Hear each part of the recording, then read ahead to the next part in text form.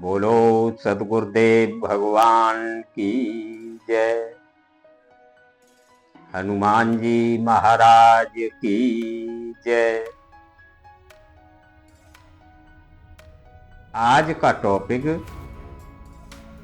ये सत्संग है।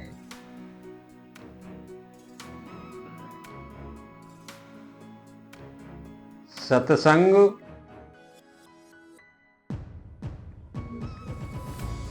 बहुत ही महत्वपूर्ण है।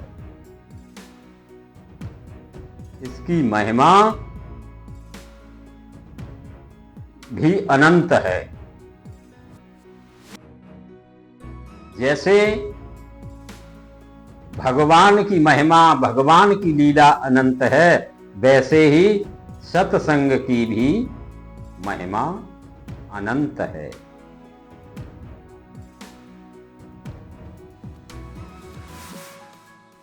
समझना पड़ेगा।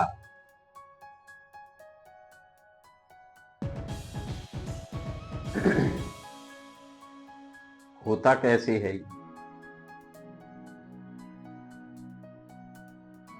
सत्संग? शब्द से देखें सत्संग, तो सत माने भगवान ब्रह्म, और संग माने संग।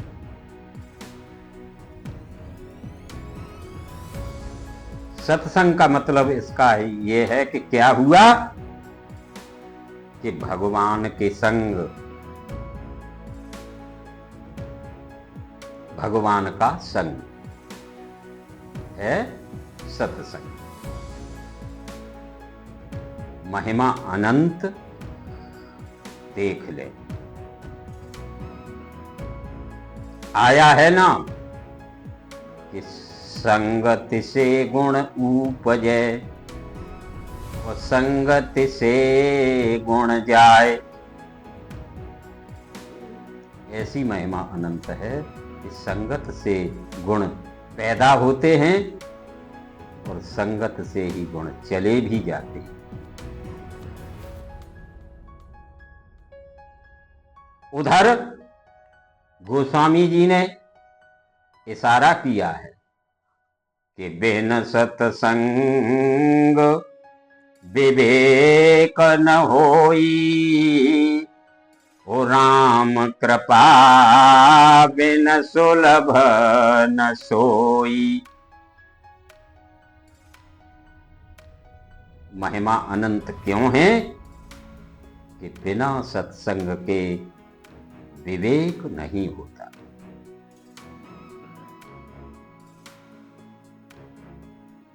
इसलिए महिमा अनंत है। सत्संग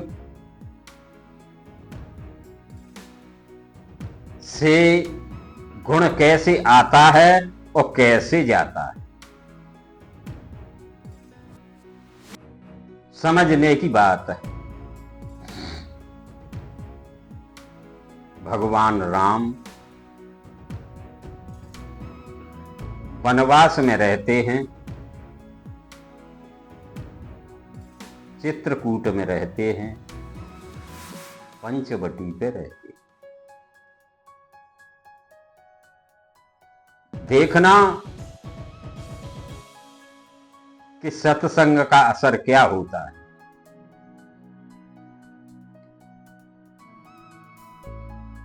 हम आप तो कुछ नहीं, बड़े बड़े ऋषियों पर, बड़े बड़े मुनियों पर भी इस सत्संग का असर पड़ा है। भगवान रहते हैं पंचवटी पे,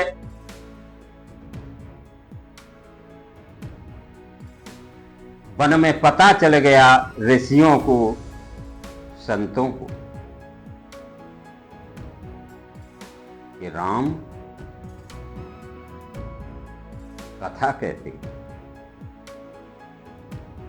ऋषि लोग, मुनि लोग, साधु लोग कथा सुनने आने लगे। भगवान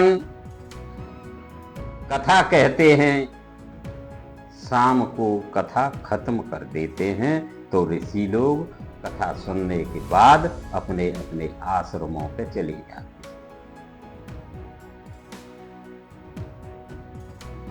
ऐसा क्रम चलते चलते बहुत दिन बीत गए। एक दिन ऋषियों ने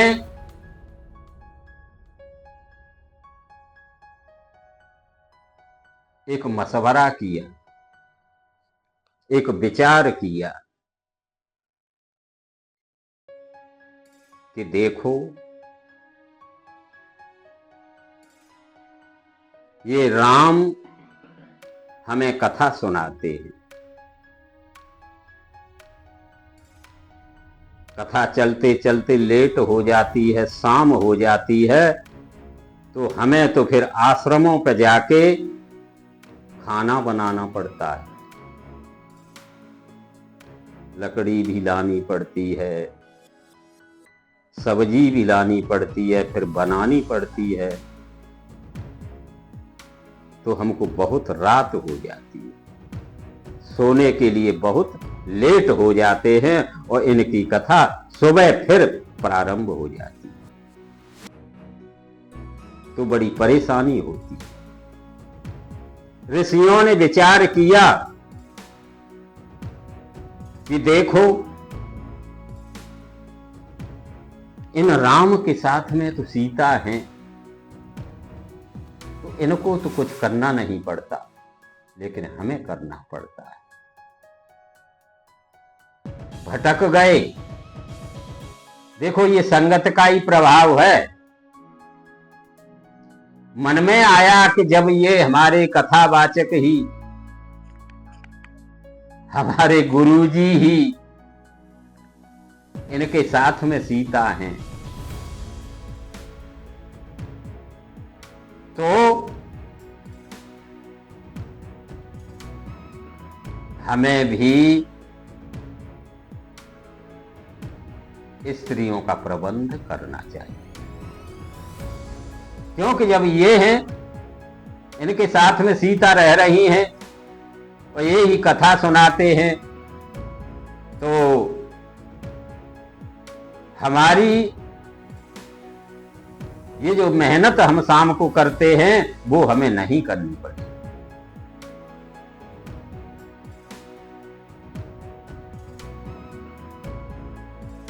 विचार किया ऋषियों ने कि सुना है कि इनके चरणों की रज में बड़ा जादू है। देखो क्या विचार आ रहा है।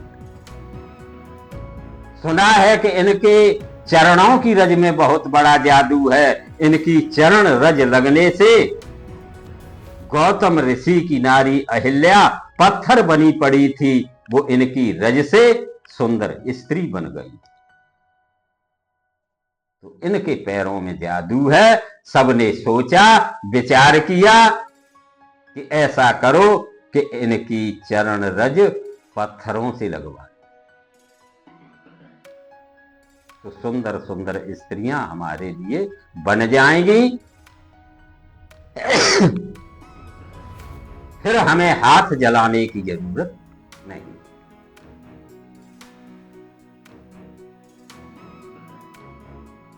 बना लिया विचार ऋषियों।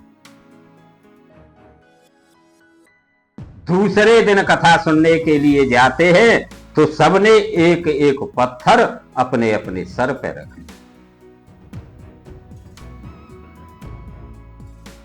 और उन पत्थरों को लेके चलने लगे, लाइन बना दी। भगवान ने देखा कि आज ऋषि लोग लाइन बना के आ रहे हैं और सबके सर पे पत्थर रखे हुए हैं। क्या मामला है? पास में जब आ गए तो भगवान ने पूछा कि ऋषियों, रोजाना तो तुम जल, फल, फूल, गंगाजल आदि लेके आते थे, प्रसाद लेके आते थे, लेकिन आज तो पत्थर लेके आए। क्या बात है, आज पत्थर लेके क्यों आए? ऋषि कुछ शर्मिंदा से होने लगे।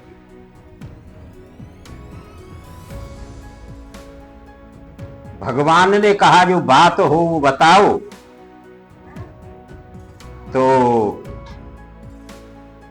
एक वृद्ध ऋषि थे, बड़े बूढ़े ऋषि थे, उन्होंने सारी बात बताई कि प्रभु, हमने सुना है कि आपकी चरण रज में वो जादू है कि पत्थर की शिला जो अहिल्या बनी पड़ी थी वो सुंदर स्त्री बन गई। इसलिए हम भी आपकी चरण रज इन पत्थरों से छुपाना चाहते हैं, तो हमारे लिए एक एक स्त्री बन जाए। उस वृद्ध ने ये बात भगवान को बताई।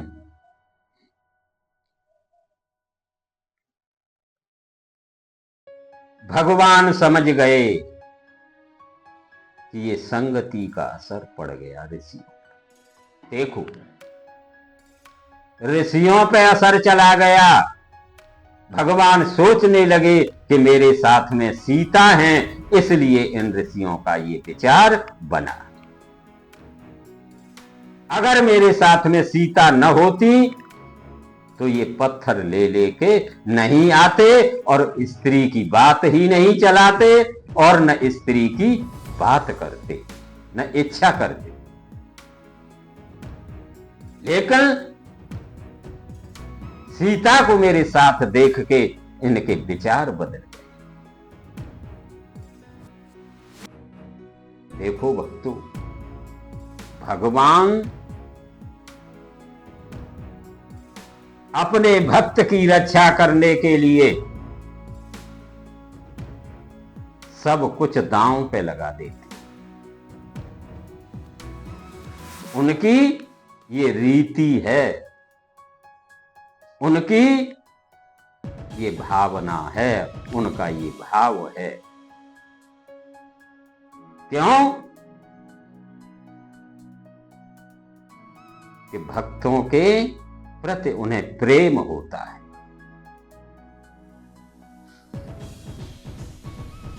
आया है ना कि प्रबल प्रेम के पाले पड़ के रे प्रभु को रूप बदलते देखा, वो अपना मान भले टल जाए पर भक्त का मान न टलते देखा। ध्यान कर ले, भगवान की तुम निंदा करो तो एक बार को भगवान को बर्दाश्त है, लेकिन भगवान के भक्त की अगर आपने निंदा की तो वो बख्श नहीं सकते। ऐसा उनका विधान है। आज समझ गए भगवान की सीता के कारण इनके विचार बदले हैं। सीता साथ में नहीं होती तो ये पत्थर लेके नहीं आते। सोचा अगर मैं स्त्री बनाए देता हूं तो मेरे ये भक्त खराब हो जाएंगे, बेकार हो जाएंगे।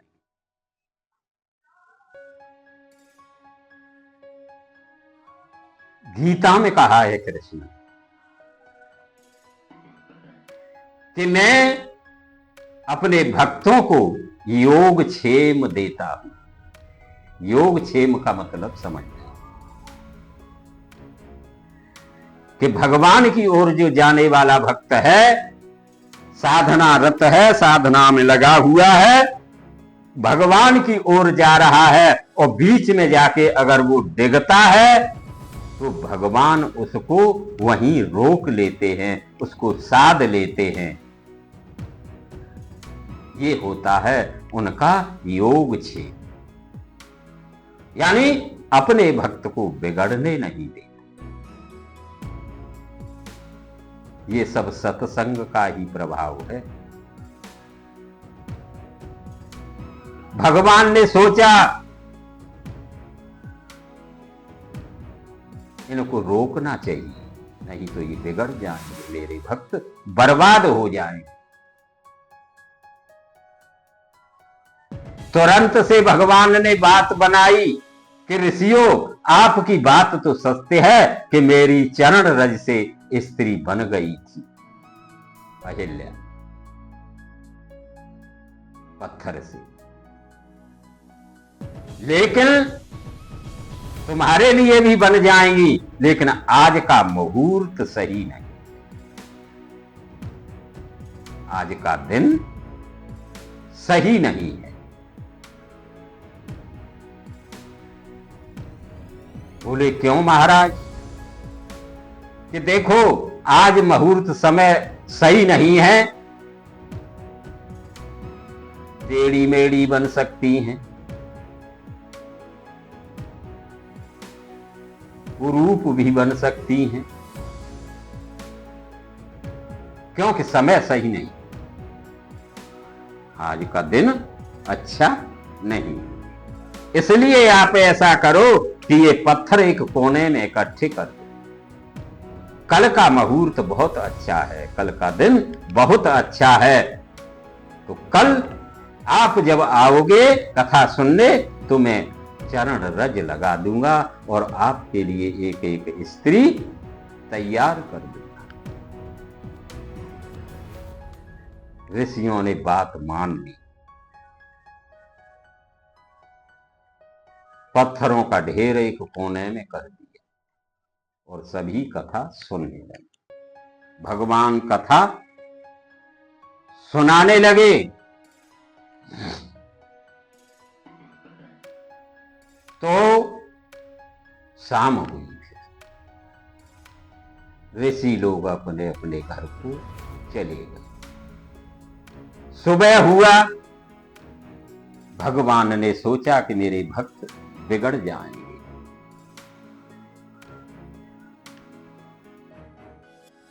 ये सीता के कारण सब हुआ।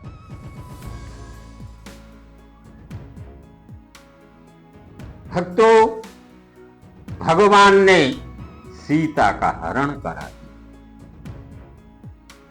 रावण आया और सीता का हरण करके ले गया। भगवान कथा भूल गए। अब तो वो पेड़ों से, पत्तों से, पशुओं से, पक्षियों से, पहाड़ों से पूछने लगे कि हे खग, हे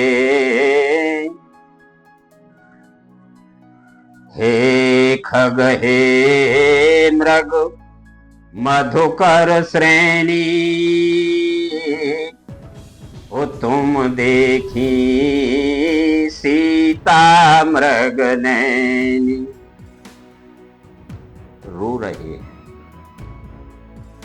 विरहातुर हो रहे हैं, रो रो के पेड़ों को, पत्तों को, पशुओं को, पक्षियों को पूछ रहे, तुमने हमारी मृग नैनी सीता कहीं देखी है? उधर ऋषि कथा सुनने के लिए आ रहे हैं बड़े चाव में कि आज तो हमारे लिए स्त्री बनेगी।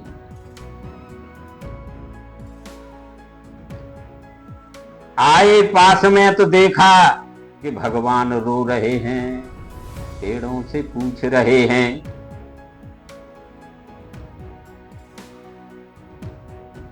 पूछा ऋषियों ने तो भगवान ने बता दिया कि सीता का हरण हो गया,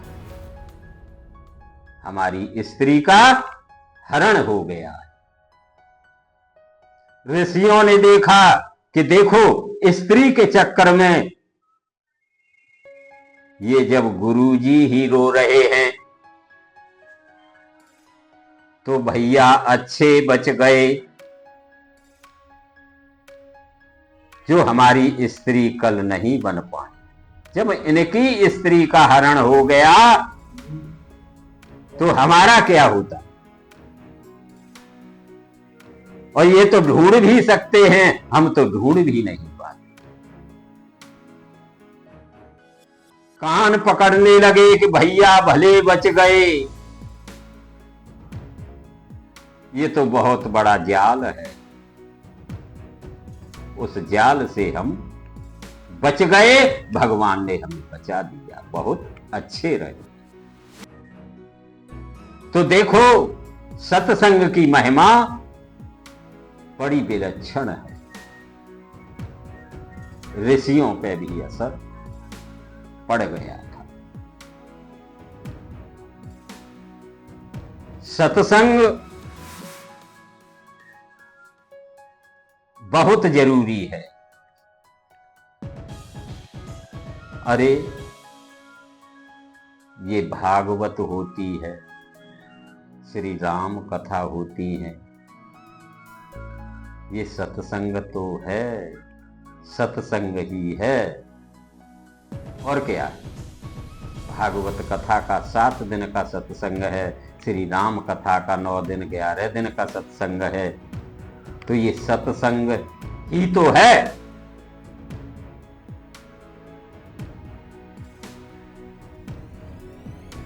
इसकी महिमा बहुत अनंत है।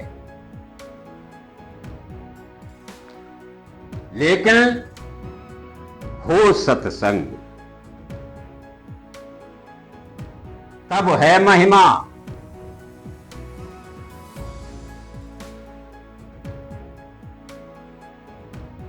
आज के सत्संग हो रहे, देख रहे हैं, सत्संग गांव-गांव हो रहे हैं, शहर-शहर हो रहे हैं।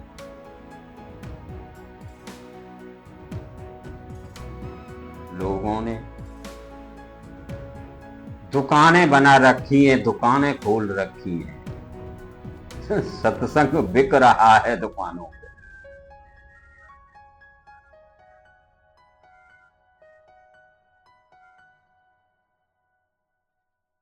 जब सत्संग बिक रहा है तो महिमा क्या रहेगी, महत्ता क्या रहेगी, मतलब क्या रहेगा। गुरुआ लोग,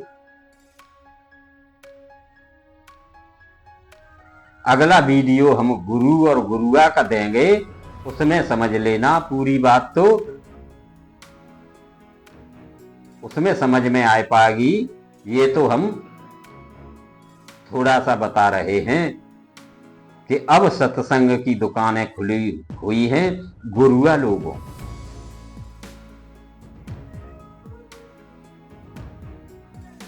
और वहां उन दुकानों पे सत्संग बिक रहा है पैसे से, फीस लगती है।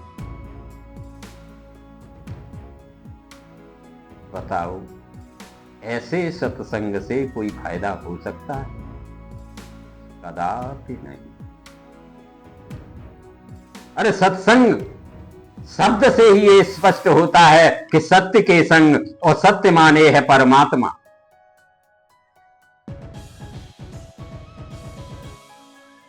परमात्मा के संग में फिर सौदेबाजी किस बात की।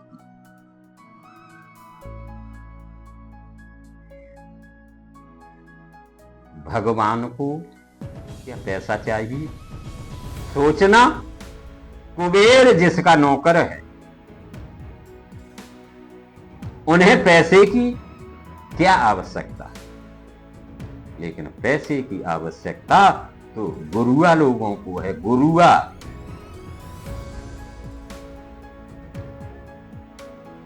जो पैसा लेके, कोई तो नाम दान दे रहा है, कोई ज्ञान दे रहा है, कोई गुरु मंत्र दे रहा है।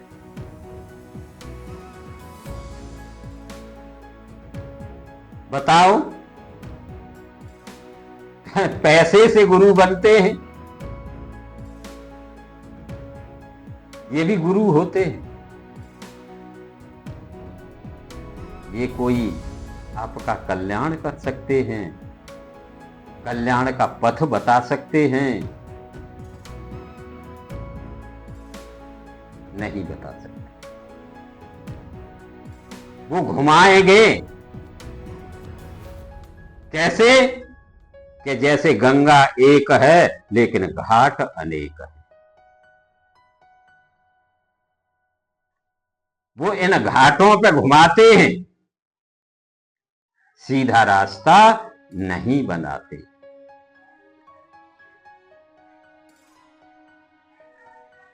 सत्संग का और प्रभाव समझें एक दृष्टांत से, कि परीक्षित ने जो कथा सुनी, सुखताल पे जो कथा हुई, परीक्षित सुन रहे थे।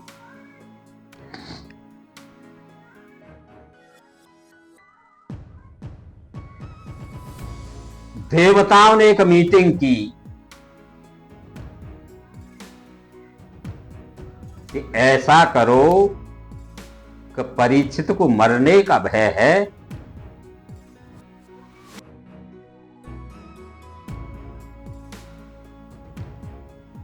और हम कथा सुनने के अधिकारी नहीं। क्यों?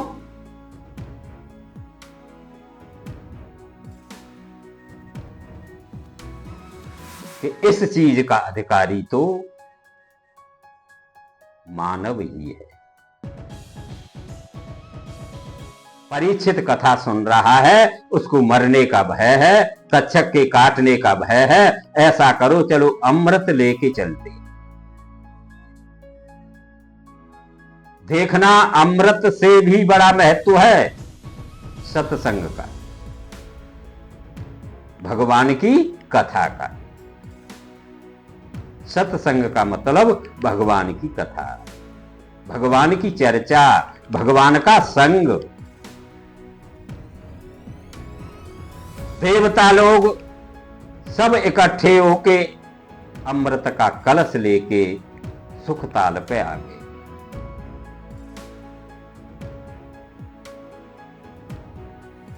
सुखदेव जी से आके कहा, परीक्षित से आके कहा कि ऐसा करो कि ये कथा परीक्षित के अलावा, इनको मरने का भय है, ये कथा हमें सुना दो इनके बदले में, और परीक्षित को ये अमृत पिला दो, ये अमर हो जाए। सुखदेव जी महाराज ने देवताओं को फटकार लगाई, बोले तुम पात्र नहीं हो, तुम अधिकारी नहीं हो।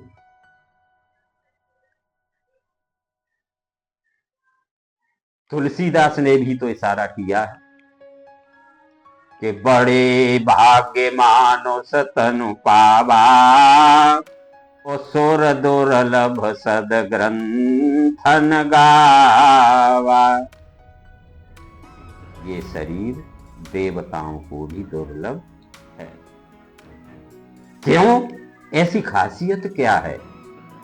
तो फिर तुलसीदास ने इशारा किया कि ये साधन धाम मोक्ष कर द्वारा, ओ पाए न जे ऊपर लोक समारा।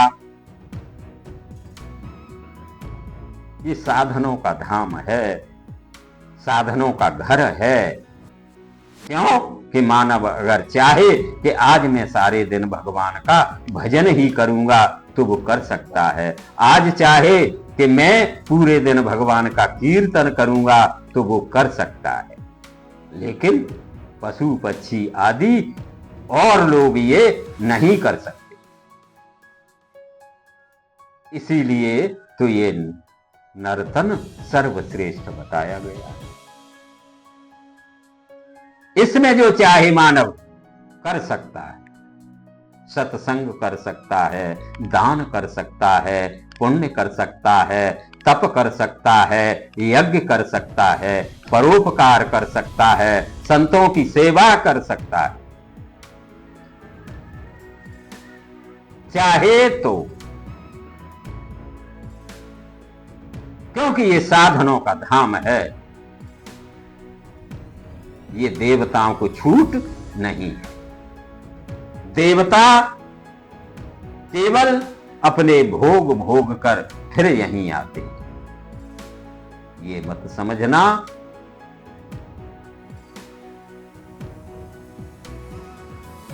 कि ये देवता देवता ही बने रहते। जब इनके पुण्य क्षीण हो जाते हैं तो पुनः फिर यहीं आते हैं और फिर साधना करते हैं, तब फिर देवता बनते हैं। वो क्रम है। बताया है भागवत में, एक कोटेशन आया है कि ये ब्रह्मलोक पर्यंत, ब्रह्मलोक तक ये काल के सीमित लोक है।